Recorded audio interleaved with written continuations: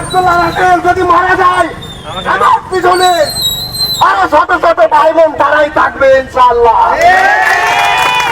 আমি বলতে চাই, আমি যদি একটা পাত্র মারা যায় তাতে আমার কিছুই চাই আছে না, হয়তো আমার বাবা মা কষ্ট পাবে, কিন্তু আমার পিছনে যে ভাই বোন আছে অতীতে যে ডিপ্লোমা না হয়ে আসবে অন্তত তারা সুখ ভোগ করবে। আমি যদি মারা যাই আমার পিছনে আরো 10টা ছেলে দাঁড়াবে, আরো 100টা ছেলে দাঁড়াবে, 1000টা মেয়ে দাঁড়াবে।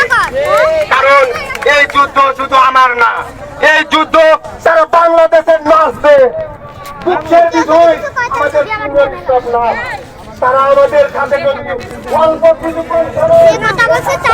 করে তাহলে আমাদের কাঙ্ক্ষিত সফলতা অবশ্যই ফিরে পাবো। আমি বলতে চাই, খুব দুঃখের সাথে খুব কষ্টের সাথে আমরা কি অপরাধ করছি আমাদের দেখে হচ্ছে না কেন, আমাদের দেখা হচ্ছে না কেন? আমরা কি খুবই পাপিষ্ঠ? আমরা কি খুবই নির্যাতিত? আমরা আর নির্যাতিত হয়ে থাকতে চাই না। আমরা আমাদের এই শাটডাউন আন্দোলন চলছে, চলবে, চলছে, চলবে, চলছে, চলবে, থামবো না, থামবো না, থামবো না, থামবো না। আমাদের এই আন্দোলন চলছে, আমাদের এই আন্দোলন চলছে, আমাদের এই আন্দোলন চলছে।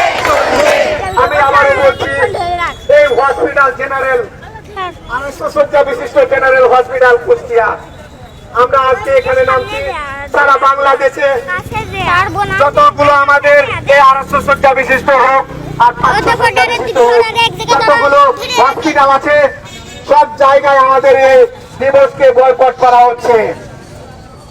আমরা আমাদের এই আন্দোলন আমরা চাচ্ছি অনতিবিলম্বে আমাদের আন্দোলন মেনে নেওয়া হোক।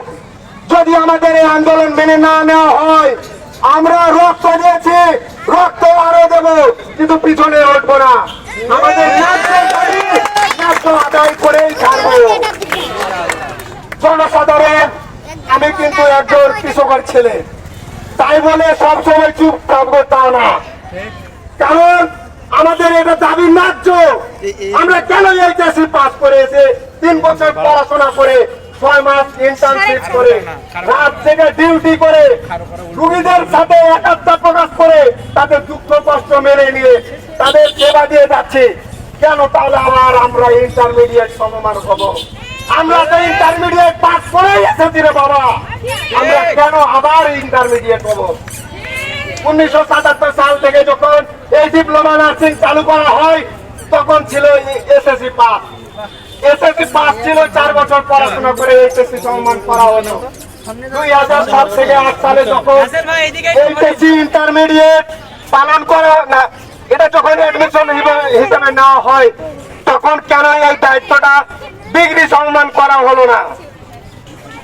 আমি বেশি কিছু আর বাড়াতে চাই না, আমার এটুকুই সকলের কাছে আবেদন, আপনারা জনসাধারণ যারা আছেন আমাদের অন্তত এই কষ্টগুলো বোঝার চেষ্টা করেন, আমাদের সাথে একাত্মতা প্রকাশ করেন, কারণ আমরা তো আপনাদেরই ছেলে মেয়ে, আপনাদেরই ভাই বোন।